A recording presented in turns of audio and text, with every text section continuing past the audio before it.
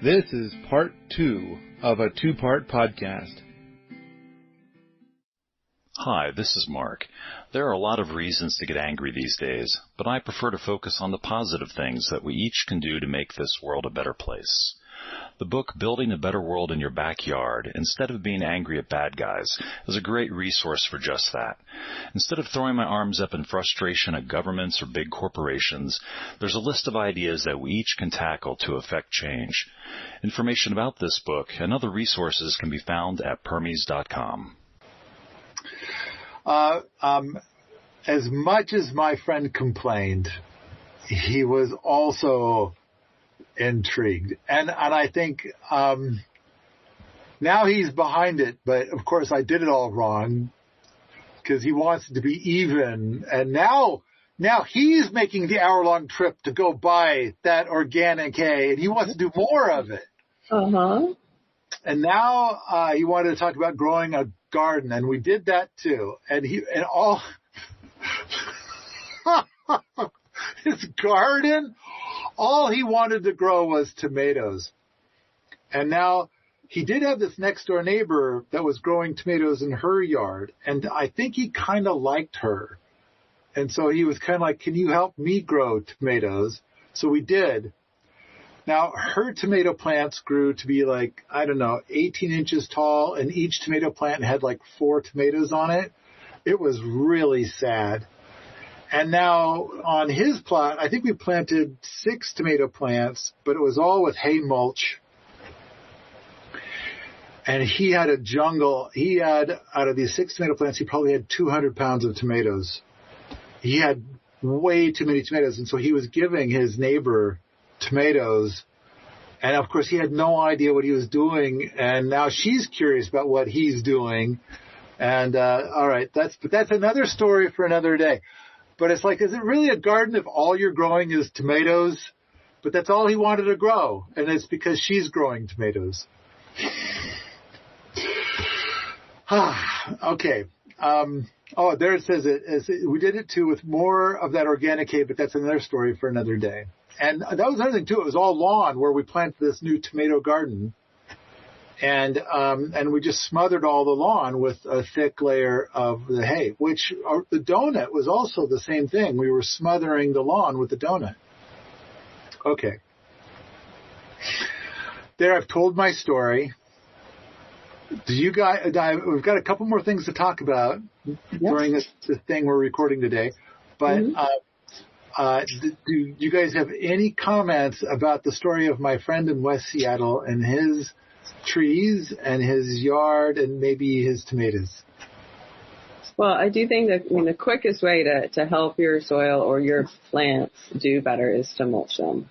You cover the soil with something wonderful and organic that is going to hold any moisture. When you do smother all that grass, it dies and its roots die, and that's just instant nitrogen to give to your plants. You also, if you cover the soil with anything, you'll find all the little worms come up and lay their poop all around on that layer between the earth and your new surface. There's no predators to get them. As soon as you put a covering over there, they're safe to come up. They don't have to hide underground anymore. And then everybody else runs around, and that little space between the top of the earth and the bottom of your mulch becomes this whole new world. And you'll have centipedes and earwigs and all kinds of little creatures coming up, and they hunt each other, and they also poop, and they do their activities that will create that health of your soil. So I think it's the quickest way to change something is just to add a mulch layer. And again, it's the thing where we don't have to figure it out. I don't have to go figure out my fertilizer and pour it in there. I can just cover the land with good hay or other organic mulch, and they figure it out for me. Now, I could have laid down straw instead of hay. Mm-hmm. Or a lovely pile of lovely leaves, if you like. But the hay's going to have a lot of nitrogen, and it seemed like that's what you experienced with your tree. The right-of-way fix is giving it that nitrogen. So I would, because I'm looking at all of this, and I'm seeing that the tree has a poor leaf count, and the tree just looks sad. And so I'm thinking, well, yeah, you're growing lawn, and the lawn isn't looking really great either. It looks a little sparse. And I'm kind of thinking like, and when I look at the dirt that the lawn's growing in, it looks like dirt. It doesn't look like soil. So clearly what he's been doing is he mows his lawn too short, and then he bags the lawn clippings, which is the perfect recipe to transform soil into dirt. And so he bags the lawn clippings and he puts it into the green bin that the city of Seattle has provided him. Yeah, because he could save that and have his own mulch. Oh, there's so much to say for my friend, and so here I am. He is a musician and a poet and a writer, and he is not a gardener, but he's got a yard and some stuff, and so he does this. He does what he thinks is the thing to do, and he's kind of mimicking what he's seen other people do, and that's kind of it. So, and then there's other things like he sees his neighbor growing a tomato plant, and he's like, "Oh, I want to grow a tomato plant too." And it's like, but what do I do? I don't even know where to begin with that. I mean, where she's growing it, she's clearly ripped out every speck of grass, and she comes through every day and rips out any new speck of grass, because what she has is dirt and a tomato plant in the dirt. And it's a sad little tomato plant, which never looks, but she waters it all the time, and she plucks out any weeds. So, I don't know. I kind of feel like most people, and that's another thing too, is like my friend cares deeply about the environment, and we would have who cares more wars all the time. And I got a lot to say about those discussions, but the thing is both of these people care about the environment and want to do these things, but they also want it to be really easy. But okay. That opens up hundreds of hours of things to talk about. But coming back to this mulch, the grass is going to be very aggressive and tough to compete with. But the tree clearly had a low leaf count. Clearly the tree is nitrogen hungry. And the grass is all looking pretty sad too. And then when I look at the dirt, it's like almost cement. It's so hard. And it's so light colored. It's definitely not soil. So yeah, if I smother the grass will die and act as its own mulch. But I gotta smother it. I gotta be complete about it. Now, a lot of people laying down hay, they're very worried. You lay down hay, you're going to get there's going to be seeds in the hay, and they're going to take off. And it's like, don't see it very often, but yeah, I've seen it once in a while. And when that happens, I throw more hay over that. And now I'm done. Or I throw some other kind of mulch. Now, granted, what would be really terrific is to, redirect all of this organic matter that's coming from all these sources on his property, stop putting it into that green bin and start putting it out in different places to do different jobs out here. But I can't believe that I'm saying but I'm saying but the hay was a hard enough sell. And it's like, now you're going to, because I love the idea of a mulch being all kinds of wonkadoodle. Like, we're going to make a donut, but it's going to take us like a month to make a donut from all the different bits of organic matter we pulled from all these different places. And we piled it up and we just slowly made a donut around the tree. So, however, because I did it rather instantly and the results were rather amazing and rather instant, then I think that that went a long, long ways. And I think I finally got him to stop putting stuff into the green bin. I also got him to stop using any kind of pesticides. And I also got him to stop. I kind of feel like if you want to have some fertilizer of some kind, that's okay. But let's get you something like the hay. Oh, why use hay? So I used hay because all signs said we need nitrogen. And so that's hay. Now, if they didn't need nitrogen for some reason or other, organic straw would have been better. And of course, both of you, I'm sure, are well versed. Why organic?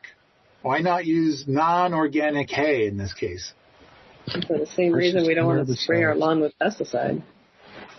Because it takes a lot of pesticide and herbicides to make that hay grow perfect and uniform. Just like the food in the grocery store, like it's got a certain amount of marketability, and it needs to be pretty, and it needs to grow. It needs to grow year after year in the same soil, the same crop. So they put a lot of stuff on it. So if you get an organic farmer putting organic hay, there's going to be more mineralization in that soil, and so that hay you're getting is going to be richer for your plants, and it won't have the pesticides that are going to destroy your garden. Kill your tree. All hay and straw that is not organic definitely contains persistent herbicides. And they last like 10 years. That's their half-life. They have a half-life of 7 to 11 years. So if you put this non-organic hay down, the tree will die because the tree's already struggling. And so, granted, you're going to give it all this nutrition and you're going to give it poison. However, the persistent herbicides tend to be broadleaf herbicides, which means it only kills anything with a leaf, with a broadleaf. It does not kill grass. So the grass is going to be like, I'm getting all this great food, I'm so happy, but the hedge is going to be sad, the tree is going to be sad, everything's going to be sad. So it's got to be organic. Okay. I think that there's, all kinds of different mulches that we could talk about now, what their effect would be. But because I observed that there was a strong need for nitrogen in this spot, I decided to go with hay. Because hay is like not yet compost. If you just took hay and you got it wet, it would compost all by itself.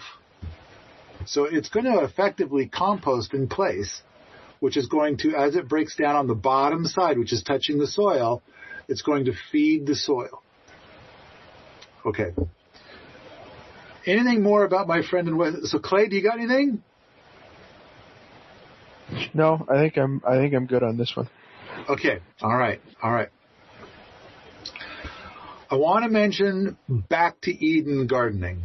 So this is a guy on the Olympic Peninsula, and he'll lay out wood chips 3 to 8 inches thick, and then he does the gardening. And so I've never heard of him doing a soil test or anything like that, but I have heard of people who have tried to do his technique, and there's a couple of big problems with the technique.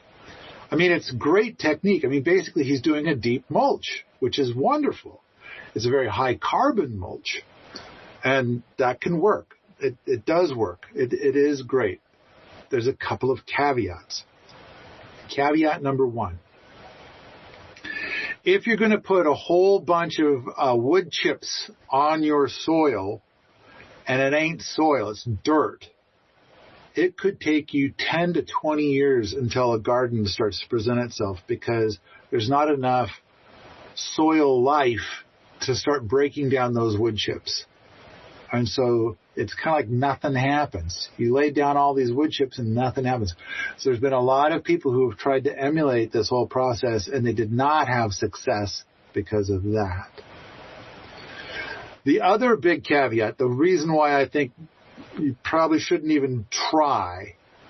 I mean, there are ways to try it and have it work, but I think almost everybody is going to get in too much of a rush, and it's going to not work for them. And here's what it is it's like, so somebody has a yard with a bunch of trees in it, and they got grass, and then they spray a persistent herbicide to make it so that for the next 10 years or longer, they don't have to spray their grass anymore. And so all of the dandelions die, all of the yarrow dies, all of the things that are not grass dies. And then it's like that big maple tree in the yard. Is that a type of grass? No, it is not. It doesn't. It might just get sick and stunted, but there's a chance that it will die. And so then they call the arborist and have the arborist come out, and they say, we need you to remove this dead tree. It died for no reason. And well, we know what the reason is, doesn't matter. So the arborist comes and takes the tree down and they chip it. Then they try to find some sucker to take the wood chips. And there's somebody who's all excited about the Back to Eden gardening, is like, I want mountains and mountains of wood chips because I'm going to do Back to Eden gardening. So now they've got all these wood chips that have taken in all that persistent herbicide. It's in the wood chip, and it's going to last years and years and years. And so their garden is basically poisoned. The only thing that they can grow is grass in this place where they're trying to grow vegetables. So this is why I say for most people, it doesn't work. And I also say with all of my stuff, never get a wood chipper, never use wood chips. There's a way to get wood chips that are going to work for you, but it's a long and complicated process. And on top of that, even if I explain it carefully to somebody 7 times, they still get the wrong thing. And then they're angry that suddenly they've got persistent herbicides where they want to have a garden. So the wood chips option may be different for different climates. I would say that there is some truth to that as well. So if you have a lot of, if you live in a tropical climate and you lay down a lot of wood chips, they're going to disappear pretty fast, as the soil microorganisms, are very hungry and they eat that stuff right up. And then there's going to be places like where they have, what's the word for it? Peat moss, where they have peat moss and they harvest the peat moss. Basically, the organic matter there has accumulated year after year after year, and now they can go and cut it away, and here's some 10,000-year-old peat moss. And so, which they turn around and sell. That's another. It took one kind of organic matter and made another kind of organic matter. But yeah, it does. It is going to work different in different climates. But overall, I would have to say that everybody listening to this right now, you're going to be far happier just not touching wood chips, not making them, not getting them, not importing them. Just don't touch it. In fact, generally speaking, don't import, because even if it's organic hay, they only need 3 years to be able to label themselves as organic, which means that 4 years ago they put down persistent herbicides. Those persistent herbicides are still in this organic product. And so, now granted, most of the time that you go to get organic hay, it's probably going to be something where it's more like at least 7 years or at least 10 years old. But it's possible that you could have organic hay that still has persistent herbicides in it. So it's better to just find a way to do these things without importing anything. All right. Any questions or comments about the Back to Eden stuff? Really good and really bad at the same time. I think one thing that comes to mind also is when I have used a lot of wood chips, I get a lot of pill bugs. And so there's kind of and I think this goes back to climate a bit. You have some give and take where you have to watch what's happening with what you're using.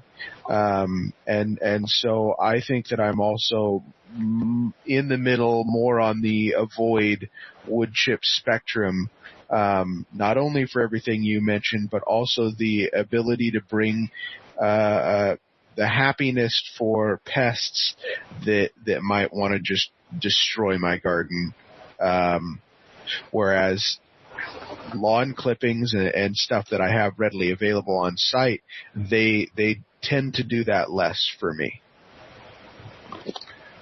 anything you have on site is going to be better, because if you've got organic standards or way beyond organic standards, then all of this excess growies that you got here that are like, because all of those are now beyond organic, and they're going to be an excellent mulch. And then on top of that, as you feed back into the system, now you're going to have 10 times, 20 times more growies on your plot. And a lot of that is stuff that's going to be an excellent candidate for chop and drop. So now you're just growing all this organic matter that's going to help refeed all of your systems. That is the premium stuff. And then if you're like thinking like, okay, I want to try to grow some stuff that, but I'm starting with such dirt. It's such terrible dirt. Then, there are ways to bring in some fertility.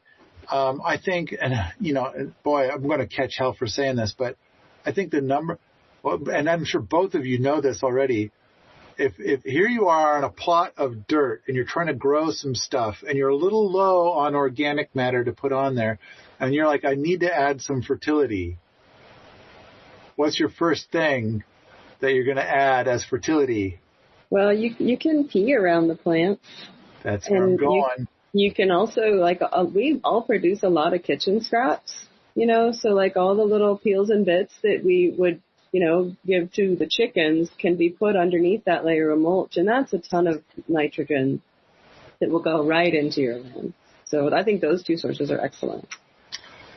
I think that it's amazing what will happen if you just add urine to a lot of your systems. If you're missing fertility, then of course you grow all of this. And if you want, like have this section over here growing some grasses of some kind, and then you put all the urine over there and those grasses just go crazy and they're huge and they're doing so good. And then you can take those grasses and use those as your mulches, use it as your hay, make your own hay. So, all right. Samantha, you can make a lot of hay for yourself. You can make a lot of hay for yourself just by allowing a portion of your lawn to grow and without mowing it and give it a lot of nutrient, and the grass will really take off, and then you can just cut it down and use it as your mulch. When you watch Helen Attow's Garden Master Course, and hopefully somebody will put a link into the chatty chat there, she shows that the system that she does now is she does these looks like an 8-foot wide swath, which is where she grows her current market garden. And then there'll be 16 feet of grass and whatever weeds are growing. And then each year she'll move 8 feet over. So the old plot will now get covered in weeds and grasses. But what she'll do is that when the grass gets to be like 1.5 feet tall, she mows it all down to the ground. And then she takes all that stuff she just mowed, and that is her hay mulch. And it's like, that is just brilliant. And so on top of that, there's that whole movement of food, not lawns. And I want to say that I wish they would change it to more food than lawns, maybe, because I think lawns have a place. It's a great place for there to be a picnic table, for the kids to play, or for people to do their yard sales. There's just tons of stuff where a yard is great. And but on top of all that, you could let it get a little bit long and then cut it, and now that's your hay mulch to put on something. So, all right. I'm sorry. I was going to say, Samantha, do you have anything else to say about Back to Eden?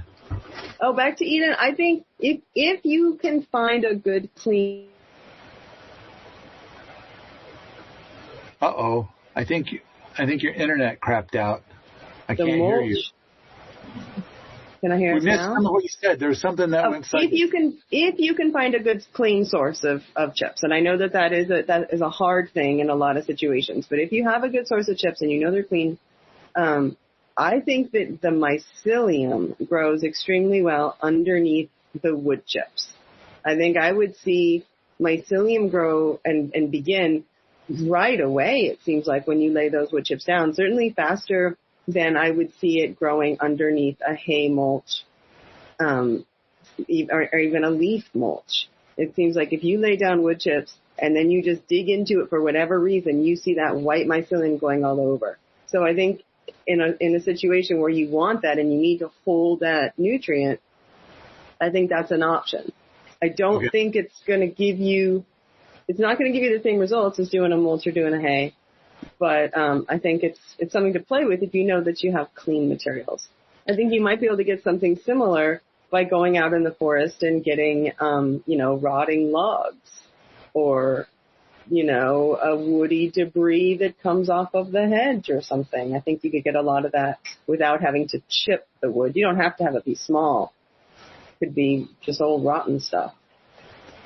I would much rather take branches or logs or twigs or whatever and not chip them and just lay them down as a mulch. I do think that a good thing is you take some nice pruners out there. Oh, come on! What are you doing?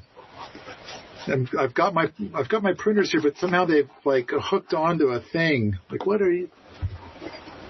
The little carrier has got a little something. There we go. Pruners! Yes! So, go out and take the pruners and knock it up into pieces that are a foot long. So if you got a big long branch and loppers, bigger, like pruners on steroids, pruners with 2 foot long handles, knock those pieces up. That was kind of weird. That's kind of too bad. First time that ever happened. Then it lays flat on the ground. Because, you got this big branch that's 15 feet long or something, and you go to lay it down, and it's all, wow! And it's not exactly helping out with the mulchy mulch. And it's I want it to touch the ground. But I'm going to say, I'm going to make a general statement, and I'm going to say, until you get to be a level 7 or 8 gardener, never use wood chips. In fact, I'm going to go and say it a little bit differently. Anytime you're tempted to use wood chips, you're doing it wrong.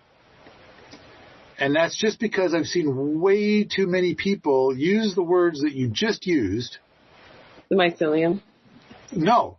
Wood chips. Let's say you have a good, clean source of wood chips. Oh, okay. Well, and it's that part where, let's say, that's where it all falls really apart. Know. Yeah. It's oh man, that's such a failure point. Do you think you'd get the same result if you were to take branches and just make a really nice layer of branches and then cover that maybe with dirt or something so that you can get that experience of the soil? And I don't know if it's the wood that's making the mycelium. I don't like what you're proposing. Okay. I don't like the idea of putting the dirt on top of it. So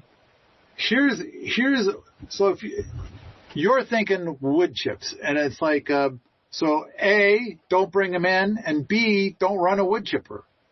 Well, I'm just noticing the mycelium growth, and so I'm wondering how else would we get that? Ooh, oh, good. That's exactly where I was going next.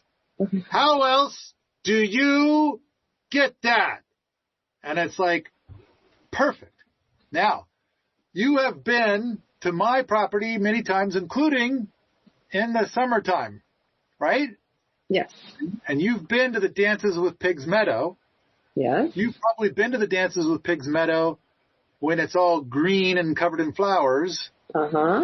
And you've probably also been there in August when it's all brown. Brown, yep. You may have even been here in October when it's kind of brown but speckled with mildew. Yes. Okay. All right. What I'm trying to say is you're saying I want a high carbon organic matter that mycelium is going to love. Mm-hmm. And I'm saying Dances with Pigs Meadow. Okay. When the stuff is all gross and not even the deer want to eat it. Yeah. Go and get a truckload of that. In fact, I can tell you that the Boots do it all the time, and you can fill a truck in like under half an hour. Like that truck is now heaping with this stuff. Then when you buzz over to like Allerton Abbey and unheap it onto your gardens, I would have to say that this product is far superior to wood chips. It's going to be a lot faster. And no chipper was used. There's a thing that Stephen likes to call it the golf club cutter, because you kind of swing it like a golf club. It has like it kind of comes down and then it goes over and then it has like a little blade on the end. Yeah. That's kind of serrated. And when I watched the movie Cool Hand Luke, they call it a yo-yo. And so I keep trying to say it's a yo-yo because I watched that Cool Hand Luke movie, but he calls it a golf club cutter. And it's like, all right, fine. But they go over with those and they go whackety, whackety, whack. And of course, if you want to get really cool, you can use the scythe. But I think everybody likes the golf club cutter better than the scythe. I think the scythe makes you look cool. And you could probably do more with the scythe. But the golf club cutter, I don't know. It's like it's a stepping stone to the scythe, maybe. People just like them better than the scythe. I don't know why, but fine. That's cool. The scythe is more fun if everything is standing up nicely and there's no sticks in the grass. I think if it's a mashed down old dead grass and there's sticks, it would be nicer with your golf club. Plus the scythe is a kind of a piece of art, beautiful thing. It's a special thing. You're not screwing around with it with sticks. If you get a rock or a stick or something like that, you're like, oh no, I'm ruining the art. But if you're in there with that $7 yo-yo, you're like, yeah, well, I got another one in the truck. If I break this one, I don't care. So I think you also release a lot more anger with the yo-yo than with the scythe, So it's kind of a release of sorts. With the scythe, you kind of have this feeling of responsibility. But with the yo-yo, no, you're just going to get the job done. And so, yeah, I think that's probably part of it. But put Paul's brain on your plot. Do you have a hunk of land but don't know where to start? Do you have a world-changing permaculture idea and you need some feedback? Do you feel like the guy in overalls may inexplicably hold the keys to all your wildest permaculture and homesteading dreams? Well, you're probably wrong. But if you want to give it a go anyway, you can hire Paul for a consultation. He will be all yours for a whole entire hour. Schedule your Paulversation today at permies.com/consult. Permies.com/consult. But the key is you were saying, what if we had this magical unicorn wood chips that we could get? And I think I came up with something far better than your best wood chips. I think it depends a lot on where you are and what you have. This guy in the peninsula, there's a lot of logging. I bet wood chips are as easy to get as anything. But you have meadows full of grass. So for you, making wood chips would be ridiculous. But for him, maybe it makes sense. Well, I do have a sawmill, and we get a lot of sawdust at that sawmill, and we do use it sometimes for mulch. But these are our trees where now that we've been here more than 11 years, and also when I bought the property because one of the deal breakers for me, this property was covered in weeds. Clearly, nobody has ever used any weed killer here. Yeah. And so, and the funny thing is that a friend of mine walked the property with me, and he's a forester, and he was saying, like, what are you going to do about all these weeds? Oh, there's so many. You even got this one.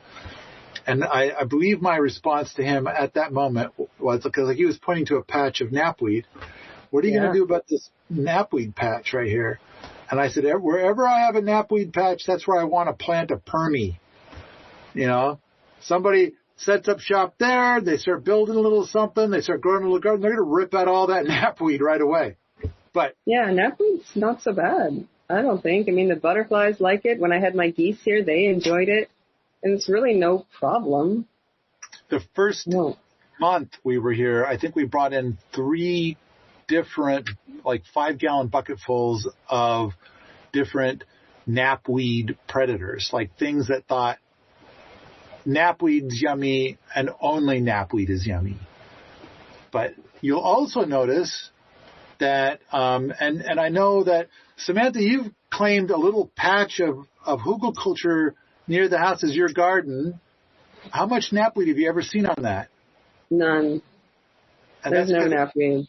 I think but if there was, I wouldn't mind because I just pull it up and use it as mulch. I mean, I don't think the knapweed is a problem. If you have too much of something, you can just over-harvest it and use it. And I know, I think was it in the sauna you were using it as you're using knapweed as straw to make your straw walls. It's a great plant. I mean, I don't feel like a plant is really a problem. If you have too much of a plant, you just over-harvest it, and it's not a problem anymore. Instead of wood chips. Oh, yeah. Well, anytime you got wood chips, I think you should at least entertain the thought that you're doing it wrong. Like, I cannot think of a scenario with wood chips where it's good.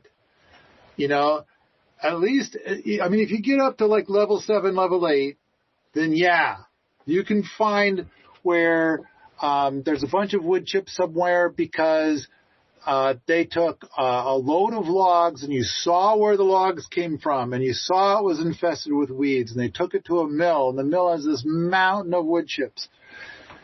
Sure, now we're deep into, we're talking about level 7 gardening though. And that means we're down to like, I don't know, is level 7 like 10,000 people out of the whole world? And it's like, I think most of the people watching this video are going to be a strong level 3, which is going to be like, what, 1 million people in the world?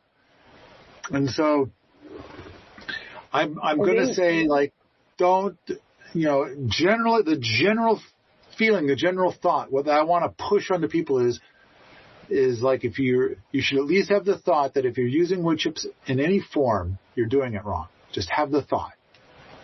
I think that anything, I mean, I would certainly pick dead grass or knapweed or any kind of lighter weight vegetation over something heavy like a stick or a wood, because the mouths of the creatures that are eating that are very small. They're going to have the ability to chew into a piece of dead grass much more easily than a piece of wood. So in terms of getting that carbon into your soil and incorporating it into the earth so you can grow your plants, that's way faster if it's a piece of straw or a piece of dead grass than if it's a piece of woody material. So it's definitely a higher choice, I think. And you can see when, like, if you have a pile of grass, like, you know, rotting straw, you can see the root itself going into there and getting that, you know, growing right into that piece of straw. And to me, that's what it's all about, is that line between the plant and the material it's taking it from. So that's where your soil is it's like being created right there. Or the mycelium, you see the fruiting body of the mushroom. And if you go digging around in there, you see all these mycelium networks and roots and things. So it's like clearly the mycelium are far happier with this gross straw than with wood chips. Yeah, especially if you're just getting started, you're going to see the benefit a lot quicker with the smaller material, with the straw. One other problem I've seen with the people trying to do Back to Eden, they'll get cedar wood chips. They'll get like those cedar shavings that they use for kind of like mulching around things and stuff. And they'll get tons of this stuff that's cedar. And how does cedar do with your gardens? Cedar does not help things grow. It likes to make things not grow. That's why people use cedar to line make their raised beds or to make their deck, because it doesn't rot very well. You can find cedar trees in the forest that have been there for probably hundreds of years, dead on the ground, just lying there. They don't rot hardly at all, which is cool. And cedar trees will grow out of them, but like nothing else will. You can walk through those forests of cedars and there's nothing else there.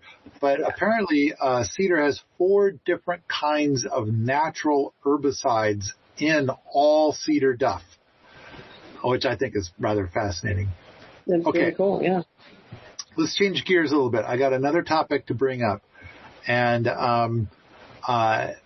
building rich soil when mulch is not available. So before I do this, maybe each of you could take a stab at it. So Samantha, go ahead and take a try. You're going to build rich soil. You got dirt, and you don't have any mulch. You have dirt.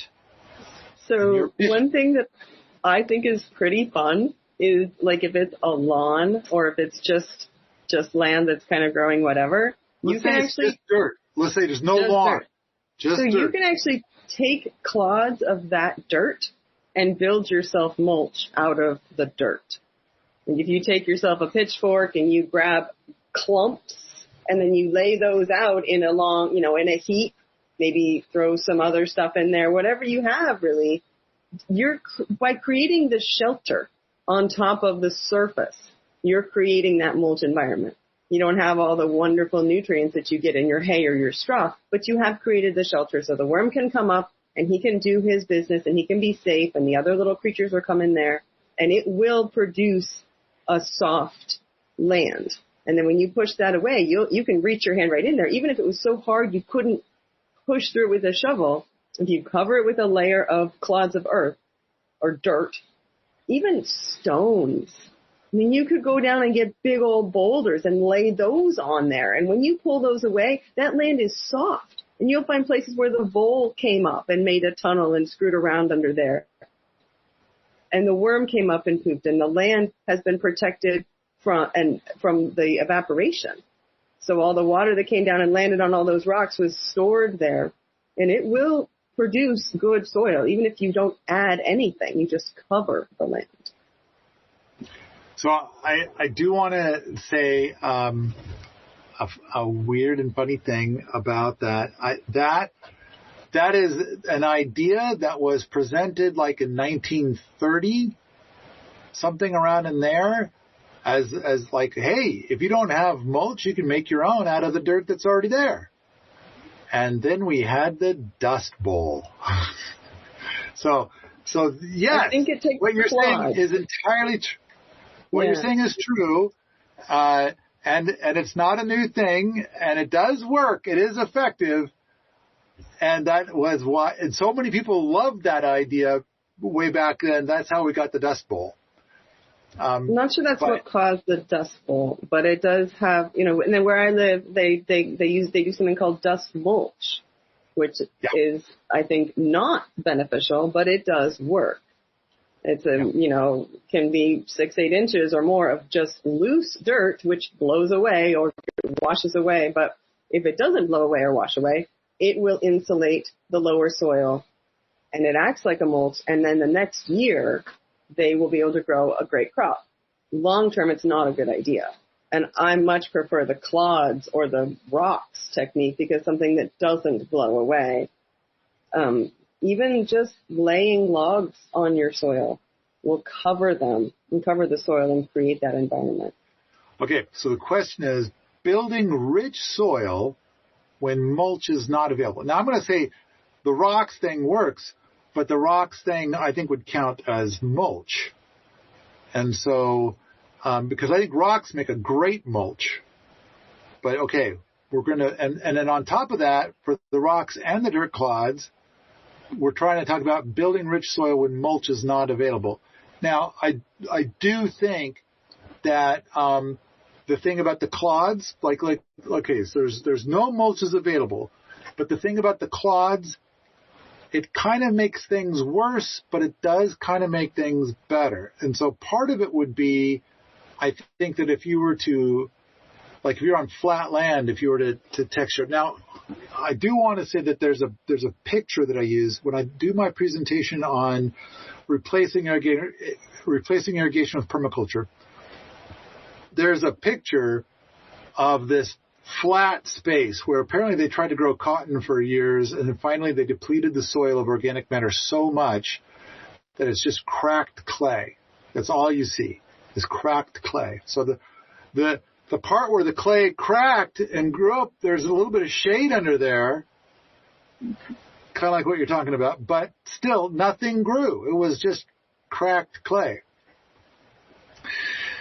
The story is that the guy came in with a yeoman's plow to do what's the word? Keyline? Keyline. He's coming in to do the keyline stuff. And so he did that's all he did is he just drove the keyline plow around. So basically didn't add any mulch, but things changed enough by driving the keyline plow around in the keyline way that now there's a whole bunch of weeds growing there. And that is building soil.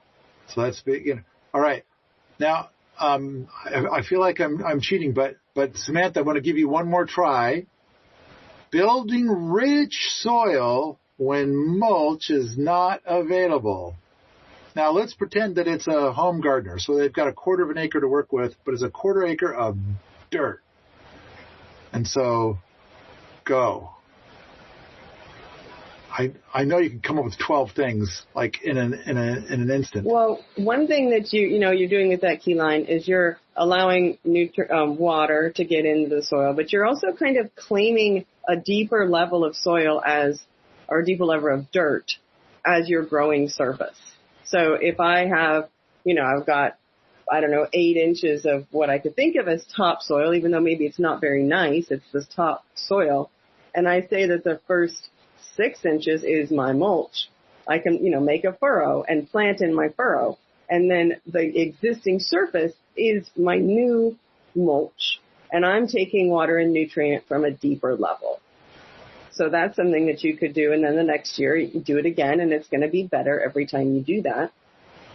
And if you can do that without disturbing too much, like I love the key line because whatever little plants are growing there, their root is not disturbed.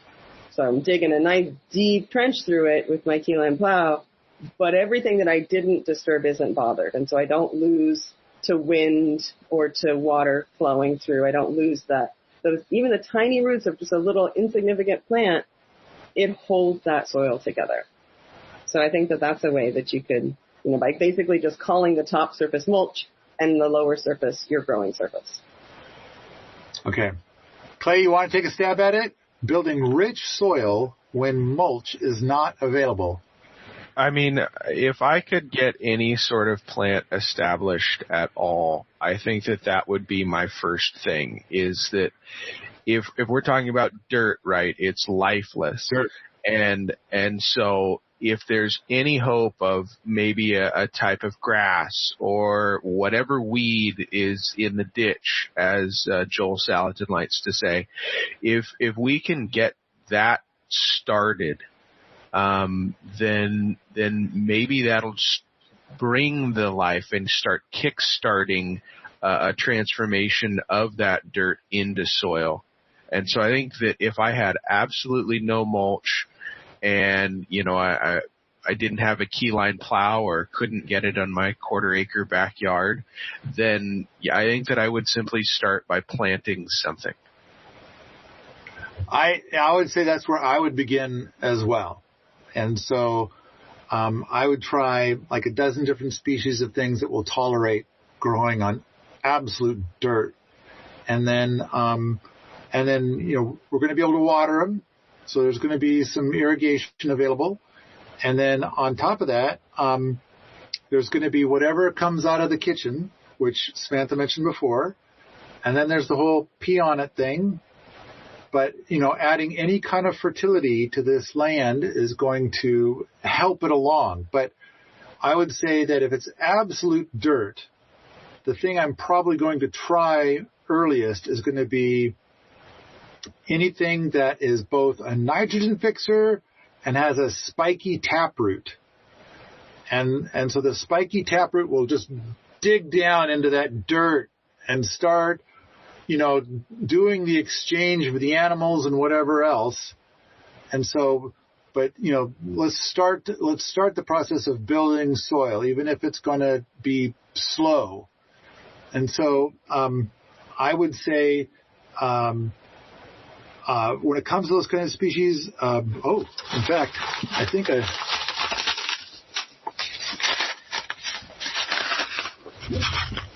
lupins! Lupin is a great one. If you have water, you'll make a huge change just to water. And here's some more. I got more than one kind. That crimson clover? Lupin, more lupin. Lupin. Oh, cool. Lupin. Yeah. So I got two different kinds of lupin sitting right here. But lupin is nitrogen fixer and they have a taproot. I would try different kinds of alfalfa, but alfalfa can be very pH picky. But there are some grasses that will tolerate absolute dirt. But most grasses are kind of like, if you don't have nitrogen, I'm not working here. I might try a tall fescue. So there's a ruminant-friendly endophyte tall fescue. So it has kind of a fungus in the plant that'll help the plant thrive, even if there's not good nutrition in the soil. But anyway, there's lists and lists and lists of things that I think would be really. I mean, I would even try sunchokes, just because they tolerate such terrible soil. I would also try to get some black locust trees started. But okay, so we don't have any mulch, and we're trying to build good soil. I would say I want to start planting things that'll be tough on dirt, and then go out there and I want to pee on them. I want to. Here's some nutrient. Let's get started. Let's get this beginning. And I don't know if you guys have ever seen the pictures of the hugelkulturs that are built here at base camp that first year as they're being built. But I was here. It was at your place when that was happening. Yeah, it was cool. Like sand piles and just straight up dirt. You could hardly get it to stay on the hugel until you brought in another round of logs. Yeah. And it was just dust a lot of times. But now it's real soil. We pretty much ignored it for the first 5 years, and then the soil just got better and better and better. And I don't think it was even so much peeing on it because we hadn't made any paths or trails or ways to get up there. So nobody wanted to go and put that stuff up there. Wasn't even very much kitchen scraps or anything put up there either.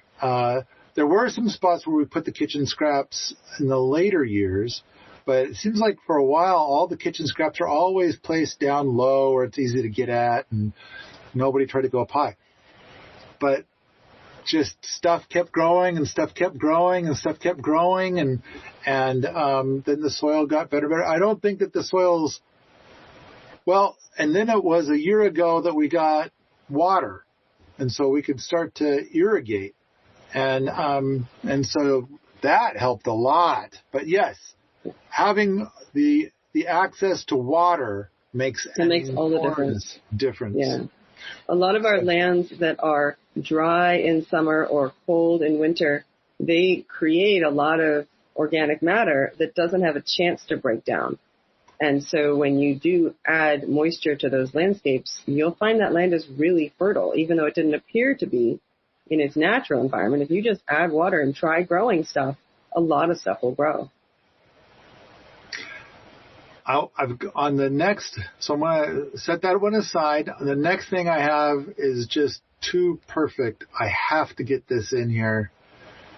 When I say deep mulch to people, it's pretty hilarious what they do, and they point at it and say, I did what you said.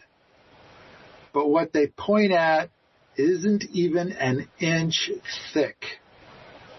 So when I say deep mulch, I would say that the thinnest deep mulch would be 3 or 4 inches.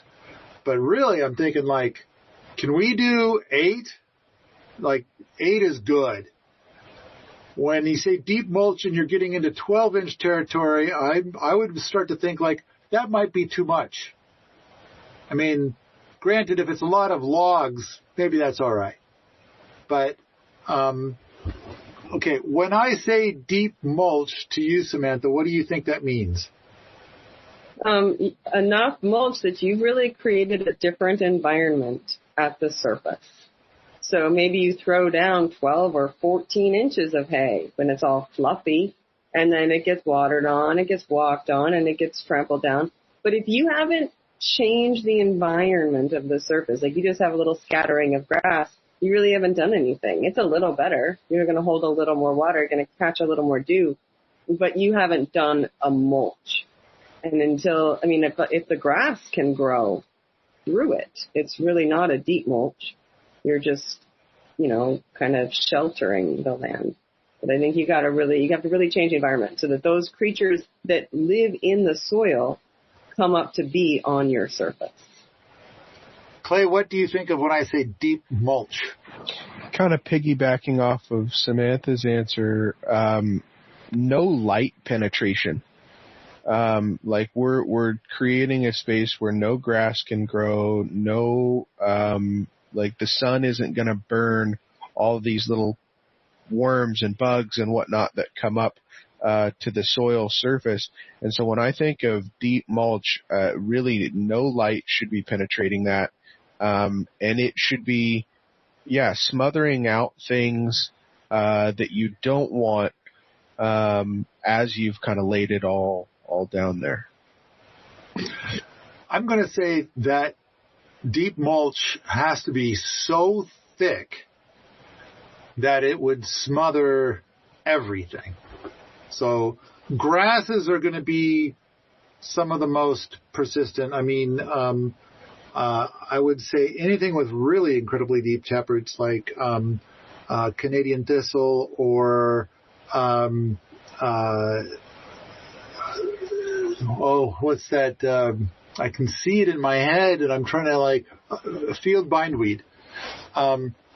Those, I think you're probably never going to be able to mulch thick enough to get rid of those. But if it's thick enough that you're going to kill off most species or possibly even all the species right there, and then it's, 50% thicker than that, that's deep mulch. But it's like, and I could even say, put the mulch down at least 6 inches thick. I'll say those words, and then they'll ask me to come back and take a look at how great it is. Look, I did what you said. It's, and it's like not even an inch thick.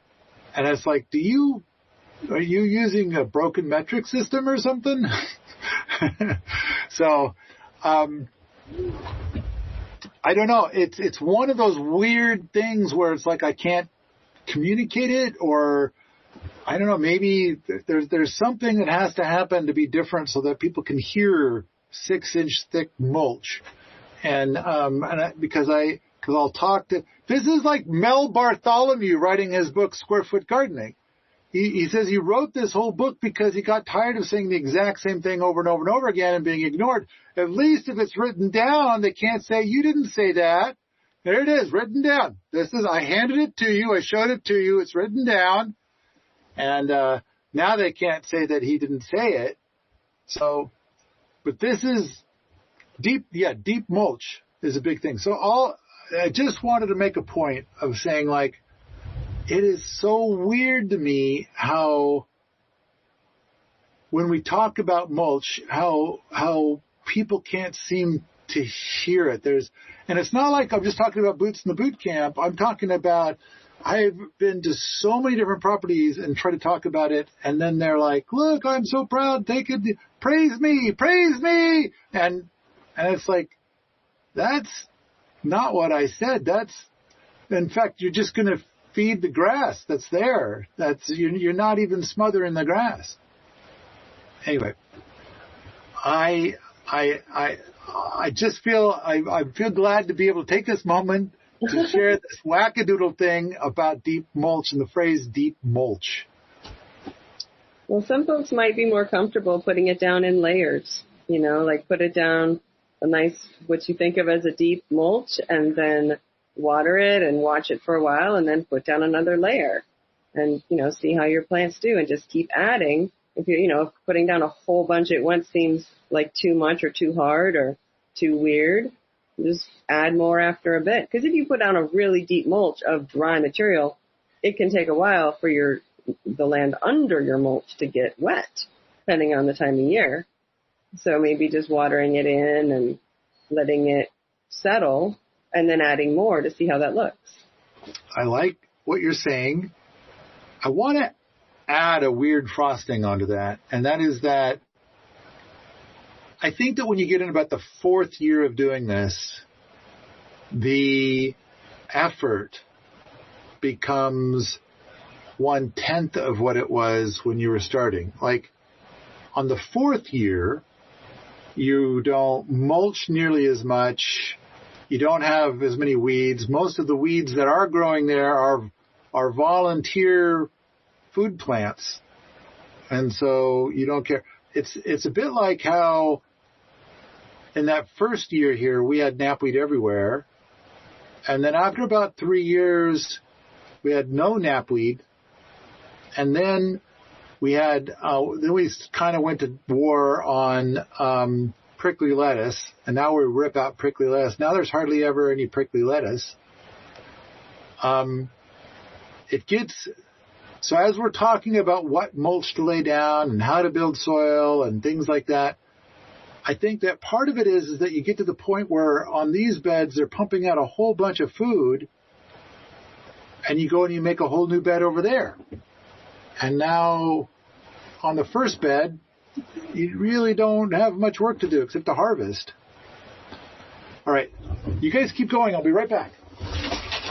I think that harvesting only is especially true if you've built hugelkultur and you've planted perennials. There are wonderful hugel beds here at Wheaton Labs where you can just go out there in the early spring and it looks like somebody planted the garden, but stuff is coming up much earlier than if you were to plant seeds. And it's all the perennials that are coming out of the land. So we didn't, somebody worked hard at it one year and the stuff just keeps proliferating. There's lovage out there that's bigger every single year. It's kind of like celery when you eat it, but it's a perennial and there's no work involved. You just walk out there and pick it. There's walking onions that are growing. A lot of the stuff will reseed itself too, like the kale and the peas. They just roll on down the hill, the little seeds, and grow again. Another fun one is the living mulch from the pennycress. It's a plant that you can eat. It's a kind of a spicy herb, and you can eat that in the spring. And then as the summer rolls on, the pennycress stops growing and it goes dormant and is just a dead-looking weed. But that's acting as a mulch on the landscape. So the water will be retained in the soil because that plant is there. And if you want, you can pick it and lay it down as a mulch in a different place to smother something. And then those seeds will come up and grow you more pennycress next year. So I think if you want to work less, then perennials are going to be the best thing. And the perennials are able to go deeper because they live year after year. And so they're getting minerals that are deeper in the soil than your annual garden. So I think those are two great ways to not have to do so much work. You're back in our gardens. I was just saying, like, you have garden beds out there in your hugelkultur that are covered in perennials. And so even if nobody went to garden, there's food there, and there's food sooner in the springtime than there would be if you were to plant seeds. There's lovage and stuff coming up way before the kale or any of those little cool spring plants get sprouted. They sprout on their own, of course, because the seeds are in the ground, but the perennials will be ready sooner. I think that's fun. The last point I want to talk about is the glorious diversity of deep mulch. And then I got plus the correct way to chop and drop. So first let's talk about the glorious diversity of deep mulch. So I kind of feel like one of the things that I do is I go back to the drain field where there's like all the hay you want growing right there on the drain field. And I go back there with a sickle and I take those firewood carriers out and I load up the firewood carriers. So now I've got these two giant bundles of basically freshly cut hay. And then I can come back and I can lay that down as a thick mulch, like a good 6 to 10 inches thick. And it's going to definitely smother whatever's underneath it. And then on another spot, like we just cut down a tree somewhere and now we've got like this pickup truck load of branches. And it's like, okay, so now I'm going to go lay these branches in a bunch of different places. And then there's the chop and drop. Maybe there was cutting down some knapweed or some of the prickly lettuce or something that I don't want, and that'll be in another spot. The key is what I'm trying to get to here is to say, I love the idea of having like 20 different kinds of mulches, and it's not spread out evenly. It's all blotchy. It's all in different spots, different mulches in different spots. Oh, the root stout composting that we do. So you take a bunch of kitchen scraps and you go splort, and then you throw a bunch of sawdust over it. There, that's a mulchy spot. It's going to smother whatever's under it. And it's like, great. So I want to go with diversity. And the last thing I want to touch on is the correct way to chop and drop. And this is another thing where I've been to I don't know how many places. It happens here, but in many other places too. It's not just limited to here. And you try to explain this to people, and they just can't do it. And the way that I generally describe it is like let's say you're going to try to smother grass, and you're going to try to use grass to smother grass. So you're going to go and you're going to have these 3 units of grass, and you're going to cut all 3. You're going to make a wad, and you're going to cover the first unit of grass. You're not going to cover the second 2 units of grass. And those are just going to grow back up. But the first unit of grass is going to end up being smothered. So this is what I describe. And then what they always do is they cut 3 units of grass and then they spread it out over the 3 units of space. And what does that do? It feeds the grass on all 3 units. Whereas what I was proposing was they would smother 1 unit and not feed the other 2 units. And so for me, this is the correct way to chop and drop. You got to get enough stuff that you're chopping to be able to drop it in such a way that it'll smother the stuff that you don't want. But it takes a lot. You'll need more land surface of mulch gathering area than the amount of area that you're going to mulch. So you'll need to go further afield than your actual garden bed to go get material to bring in. If you're going to mulch it enough, because there isn't enough growing right there to fully mulch that garden just by chopping it down. You'll need to go outside the garden. Or to maybe do a small bit of garden at a time. But yeah, one patch of land is not going to grow enough vegetation to fully smother that patch of land. All right. You got anything, Clay? No, I definitely echo Samantha on that. I've done some chop and drop, but yeah, you need more than just what you're mulching. Other than that, I think I'm good. So this whole thing started off with how we can replace a soil test, or what the answer to a soil test almost universally is. And so I can say I've done a lot of soil tests, lab test soil tests, and you get back to NPK. I don't even like to think about NPK anymore. I mean, sometimes I need to. Sometimes it's like, for example, with my friend's trees, pretty obvious it's suffering from a lack of nitrogen. So I want to bring in something that's going to be nitrogen heavy. Now, granted, the the hay tea that came through when it rained wasn't exactly just pure nitrogen. It was, a bunch of different nitrogen-heavy compounds, and which is what this tree was super tasted up for. So I think it's good to have some knowledge of NPK, but I just hate the idea of gardening that way. And so the whole thing about like the universal answer is to just improve the quality of the soil and add mulch. And that'll solve almost anything that you're going to try to do with a soil test. In fact, you'll get the soil test and then you'll add all of that same mulch. So why even bother with the soil test? So clearly there's a time when the soil test might be very, very necessary.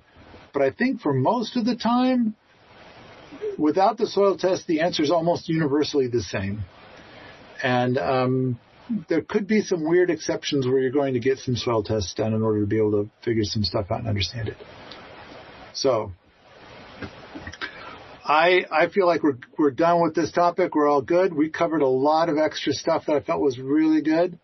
And you guys got anything else you want to add to this one?